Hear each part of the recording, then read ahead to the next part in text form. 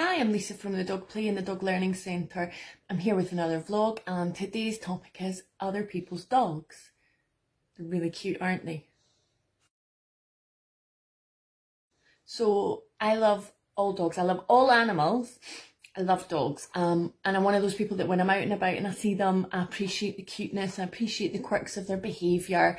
And my sons are like that as well. Oh, look at that dog, you know, like it's an elephant walking about the streets of Edinburgh. And quite clearly we don't have elephants walking about the streets of Edinburgh. But when you see us reacting to dogs in the streets, it's a little bit like that, you know, as though you never see these things. They're a common occurrence and they're a common sight. But we can't help but get excited. And I know a lot of people who are like that too. I love all breeds of dogs. Little sneaky favouritism towards Great Danes, and when I see them, the physiological response of my body it's amazing, it's obscene. The neurons in my brain start firing all over the place, endorphins kick in, dopamine, you know, just floods my brain. And sometimes I've even been known, and I will admit it, to salivate because I love them. I love all dogs, but I want to start touching them. And I know a lot of people are like that. And what harm can it do, right? Well, unfortunately, a little bit like children, it would be really inappropriate if we all thought, oh, that child's so cute, just go up and touch the child without asking. It's a big no-no, isn't it? So therefore, it is the same for other people's dogs. Now, why?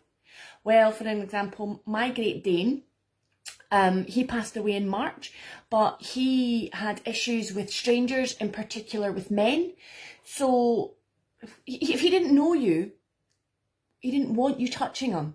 But because he was a really big Great Dane, he was my second Great Dane, he was a head taller than my first, so he was quite a striking boy, people would want to touch him. And I used to say, do you know, he's a little bit nervous. If he wants you to touch him, he's going to let you know. So if you see a dog, don't just go up and touch them. Ask the owner if it's okay.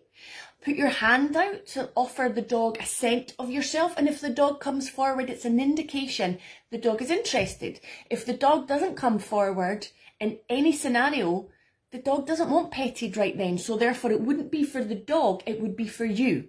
So when I see Great Danes and I'm outside, I get so excited, my hands go and oh, I want to touch. I always ask if it's appropriate, because there are times where, you know, it's not appropriate to stop and talk and whatnot. But I would always ask first, but am I petting that dog for the dog or for me?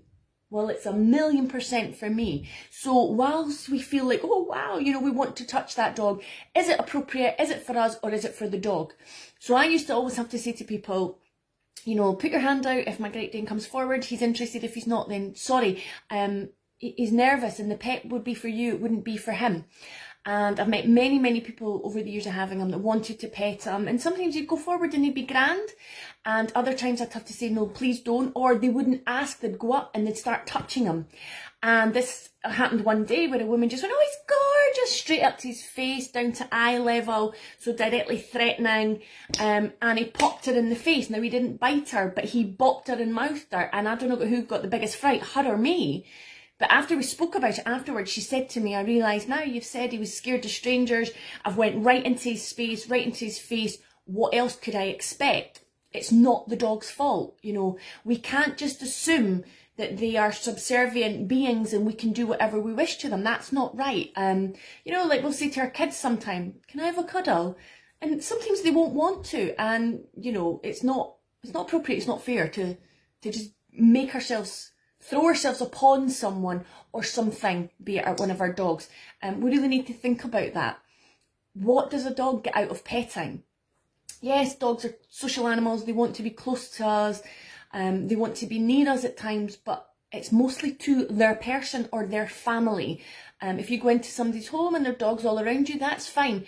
But when you're outside, it's a different kettle of fish. When you're outside and you meet somebody, or you know, you're at a dog class or something, it's just not appropriate.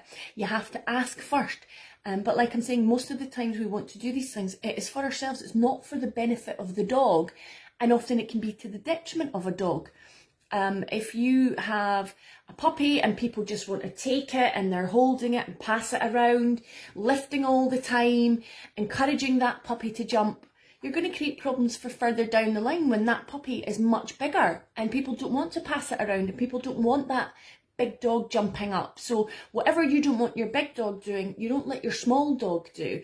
So you really need to think about that when you're with your dog and you're outside. What behaviours are you looking for? What's acceptable now?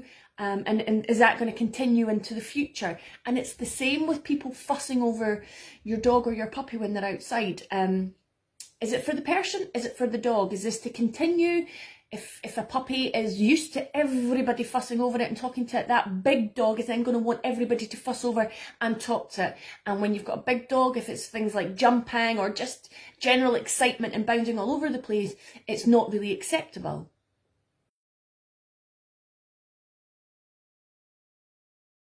So if you see a dog and you're not in your own environment and you'd really like to pet it, ask the owner. Once you've asked the owner, then ask the dog. How do you ask the dog?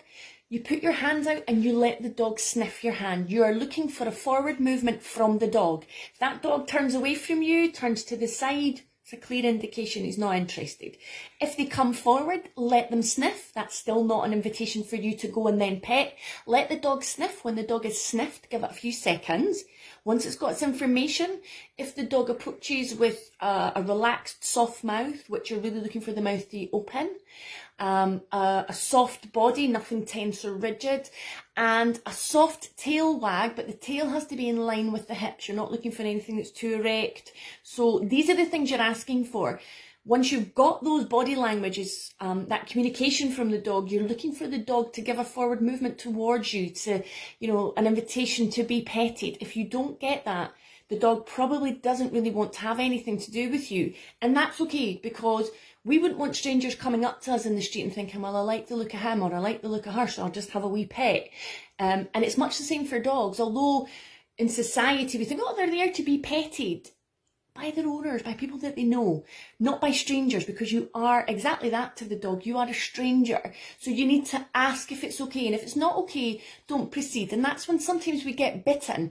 Dogs have got a really amazing sense of smell, which I've covered before. So if you've got really strong perfume or aftershave on, you've just eaten food, or you're a smoker, these things really plague a dog's senses and they might not want that. So we've got to take into consideration these things as well. If we've ever worked with a co-worker who's just had a coffee or a fag and their inner faces, it's strong, and you might be inclined to take a wee step back. It's the same for dogs. So, let's try and avoid any issues with dogs.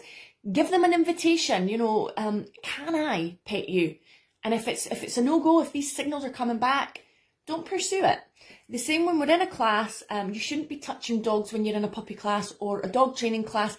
The dog is there, and as boring as it sounds, the dog is there to train, to work with that person, their person, not to be fussed over by people that are ultimately irrelevant to the point of the class. If you're an owner and you've paid money for a class, don't allow your dog to rumpus around with other dogs or off-lead with owners and running about playing with the trainer, because your dog is then going to find it really hard to focus back on you.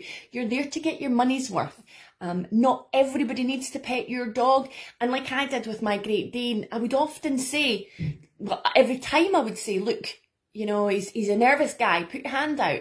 And he would tell me if he wanted them to pet him, and I would say no. Apart from the one time where the woman didn't ask. If somebody doesn't ask, it's difficult to control, but you really need to manage your situations when you're outside as best you can. So don't be afraid to be assertive and protect your dog. No, sorry, we're training, or oh, he's a bit nervous. So there's a multitude of reasons you could come up with, but don't let people fuss over your dog unless your dog is going to enjoy it. If it's going to scare your dog will learn that sometimes it's going to have to speak up for itself, and then that you can see behaviours coming out that you're not going to want. So you really have to stick up for your dog. No, sorry, we're on a walk, or he's a bit nervous, or whatever reasons. There's a multitude of things you can come up with, but don't be afraid to stand up for your dog.